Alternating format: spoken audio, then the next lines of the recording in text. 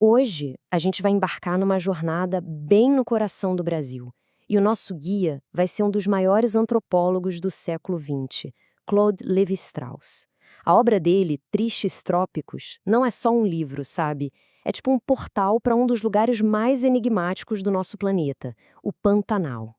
E que jeito de começar, né?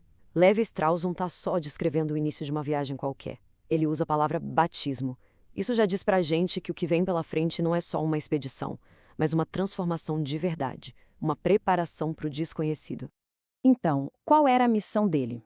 Bom, o Levi Strauss tinha um objetivo bem claro, mas que não era nada fácil. Ele escolheu de propósito a pior época possível, a estação das chuvas, para se enfiar no interior do Brasil. E o motivo?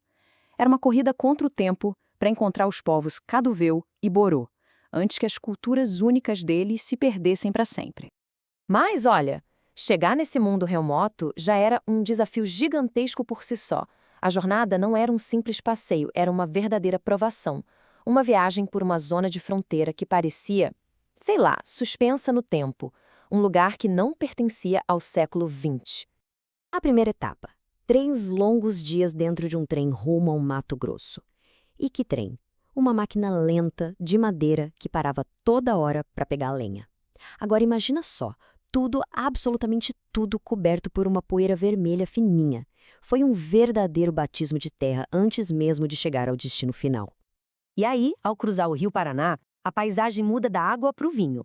Da janela daquele trem, o que se viam eram planícies que não acabavam mais, uma vegetação bem rala, e de repente, no horizonte, rebanhos de zebu que pareciam flutuar, quase como miragens no meio do calor. E é aqui que o Levi Strauss nos dá uma chave para a gente entender tudo isso.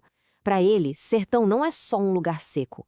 É uma paisagem que se define pela presença ou ausência do ser humano. Já o mato é outra coisa. É a natureza pura, a floresta que existe por si só, indiferente a nós. Entender essa diferença é crucial para a gente acompanhar a jornada dele. E então, ele finalmente chega ao Pantanal. Mas não é aquela selva densa que muita gente imagina, não. É um lugar cheio de paradoxos, uma paisagem bizarra, quase surreal, que desafia qualquer definição simples que a gente tente dar. Ali, no chão mesmo, o Pantanal se mostra como um mundo de sonho. As planícies todas alagadas criam o que ele chamou de um deserto aquático falsamente risonho. Os rebanhos de zebu ficavam ilhados nas partes mais altas, parecendo arcas flutuando num mar de águas paradas. É um cenário de uma beleza muito estranha, quase desoladora.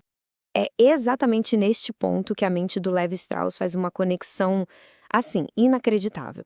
Ele olha para aquela imensidão alagada e faz uma pergunta que, à primeira vista, parece não fazer sentido nenhum, ligando o Pantanal a um lugar no outro extremo do mundo. E a resposta? Ele compara o Pantanal com Fire Island, em Nova York. Parece loucura, né? Mas espera aí, vamos pensar junto. Para o Levi Strauss, os dois lugares são absurdos geográficos. São tipo bolsões isolados, quase inventados, onde a vida humana teima em existir de um jeito que desafia a lógica do ambiente ao redor. Agora, vamos sair um pouco dessa paisagem selvagem e entrar num oásis de civilização. A base do Levi Strauss era a Fazenda Francesa, uma fazenda de gado enorme, com 50 mil hectares. Um pontinho de ordem no meio do caos da natureza. E o mais curioso de tudo é que no meio desse vazio imenso, a vida não era nem um pouco caótica. Muito pelo contrário. Talvez justamente por causa do isolamento, a rotina era toda governada por rituais sociais super precisos. Nada era deixado ao acaso.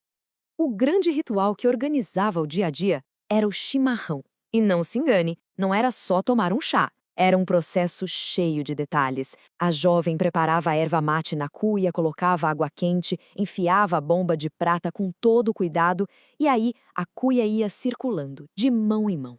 Uma cerimônia que era, ao mesmo tempo, um prazer particular e a base de toda a vida social ali. Essa citação dele pinta o quadro perfeitamente. O círculo de pessoas, a menina, a chaleira, era como um balé social que dava ordem e sentido àquele vazio imenso. E assim a gente vai chegando ao propósito final dessa jornada toda do Levi Strauss, o encontro com as pessoas que ele foi até lá para estudar, os Caduveu, que viviam bem nas margens daquele mundo isolado. Olha só que contraste. Para os donos da fazenda, os Caduveu eram vistos como ladrões e mendigos. Mas o Levi-Strauss viu algo completamente diferente. Ele viu um povo que guardava uma tradição artística riquíssima, que se expressava nas cerâmicas e, principalmente, nas pinturas incríveis que eles faziam no próprio corpo. E aqui está a grande sacada da análise dele. Levi-Strauss percebeu que a arte dos Caduveu não era só decoração, era um jeito de impor uma ordem, de criar uma fantasia de painel pintado sobre a tela caótica da paisagem. A arte deles era uma resposta direta à desolação do ambiente, uma forma de organizar o mundo através da beleza. No final das contas, a jornada de Levi-Strauss pelo Pantanal revela algo muito poderoso. Muitas vezes, a cultura humana não surge apesar da desolação, mas sim por causa dela. E isso faz a gente pensar. Em que outros lugares, a arte e o ritual aparecem como a única forma de dar algum sentido a um vazio imenso?